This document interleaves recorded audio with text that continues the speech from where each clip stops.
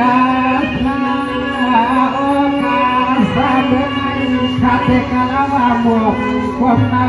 วงคุ้มจัดว่ายามียาบุญ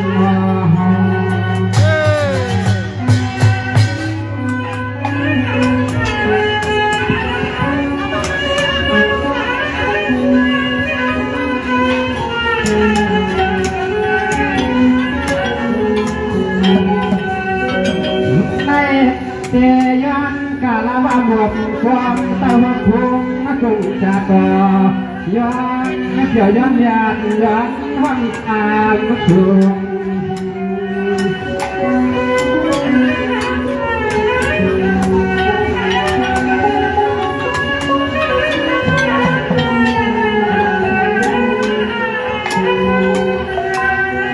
ช่วงยามาเมื่อวันไหนยังที่ที่วันเขาถือต้องหงว่าจะปล่อยให้หล่อในยันของความเชื่อเกี่ยวกับปล่อย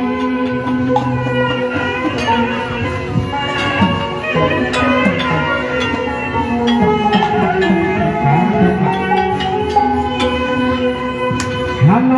เมื่อไหร่อีกว่าไงนะความราคาตัวให้เป็นการสว่างว่าเตียนไว้หวังประชองรังทุ่งป่าสว่างเทมุนยาสังนาง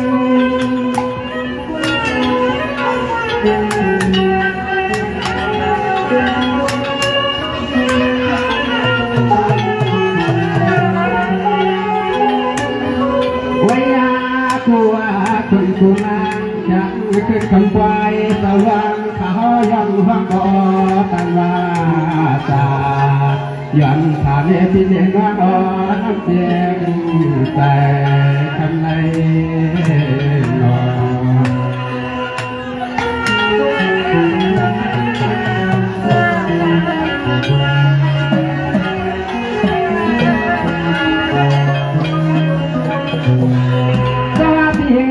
เพียงเลยไปในลังข้าเคยเห็นตามชูขวานข้ามาขับไม่อยากมันหัวลาลาข้าก็เคยเจอจานหน้าข้าโลไว้ถึงพลาตาลาและสังขายาบานวันเจ้าว่า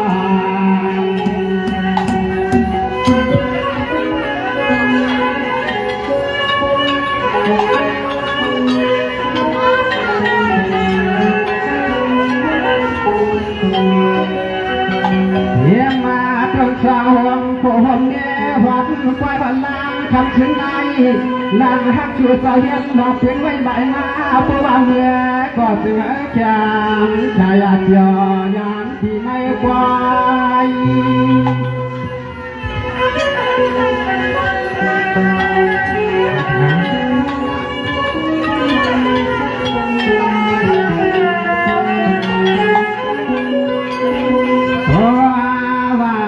ที่ร้อยร้อยยันที่ไว้ที่น้ำที่ต่างห้องการจัดแจงที่ไว้เราล้างเราสร้างให้เยอะให้ฟ้ายาเพราะว่าพัดกาที่หังยาเขามีหนาวข้างน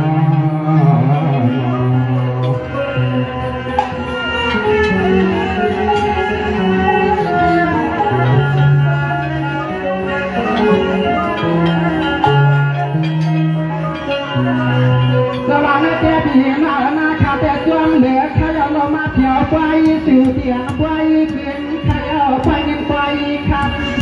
ข้าเราปาเทียมของวังว่าตั้งปั้นเรือนข้านอกข้าก็ให้อาจนแต่เพียงฟ้าลึกเอาคงเทียมมาเยอะขอตาปันที่ปันมาเห็นที่กว้างไม้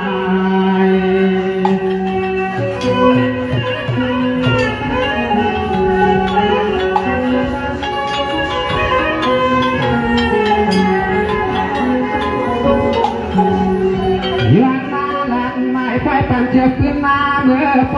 ขันขึ้นแม่เลี้ยงขลันน้อยยอมรับกันกูก็กูคนเธอแซ่บวนนหน้าเลยนาหอนาเฮือนนาเย่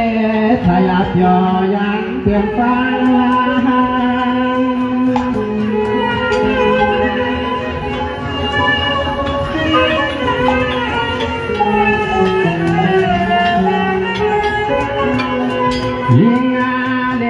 ใจหุ่นนางหุ่นคนอยากโทษอันคำขึ้นได้ยังบาปันน้องที่อันเดียอันตายเสียงยาก็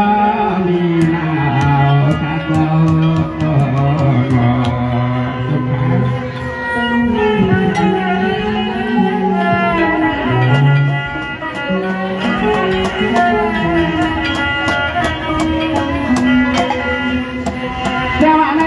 ก็เอาไปมันยาวขายเอาไปก็ทำไว้คนใหญ่พอเมื่อคำว่าเอาไปเหลือตังขึ้นขนาดเดียนยันคอยเอา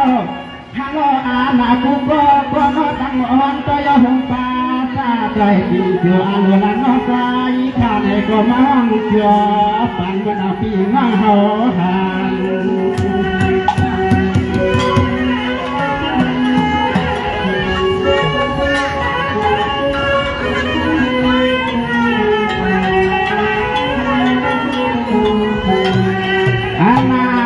เที่ยวที่ไปที่ลานคำคืนให้เรือว่าปันนองตางหูเรียกแต่ต้นอีกหนึ่งวันให้พวกเราชันที่เสียที่เนเขาเศร้า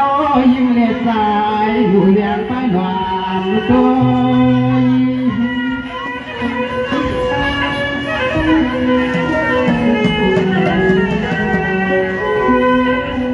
วิญญาณเนี่ยไม่เจอข้าก็ตานยาวาอย่างกาการหวานนับสอนที่ปลายในไปอย่างเช่นนั้นในอาเขียงกลางเก็บไว้คน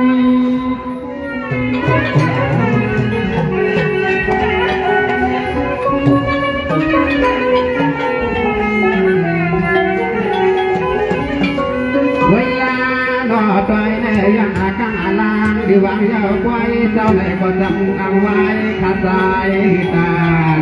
อยู่ดังไฟเจ็บไปวางหน้าเมื่อก็ยังควรเทียนเมื่อก็ยังควรเทียนกันโอ้ยวัดสิวเรื่องคาบอกลงคำมากอันนี้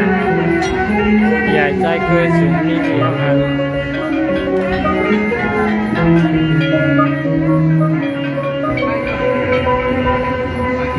มีอย่างไรในการหลอกข้าก็ในว่ามาตรงเย็นตรงมาในการหลอกคุ้มเทคุณแม่ในการหลอกคณะอะไร